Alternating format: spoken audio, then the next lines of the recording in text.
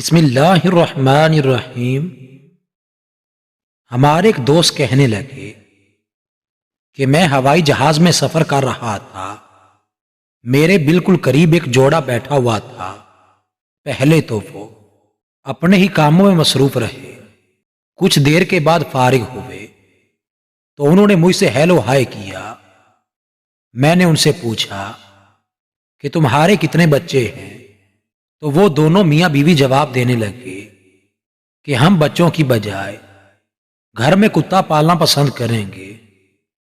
وہ کہتے ہیں کہ میں حیران ہوا اور ان سے پوچھا، بھائی آپ کتا پالنا کیوں پسند کریں گے؟ اس لیے کہ وہ بچوں سے زیادہ وفادار ہوتا ہے۔ جب ماں باپ کا اولاد کے بارے میں یہ تصور ہے تو اولاد کا ماں باپ کے بارے میں کیا تصور ہوگا؟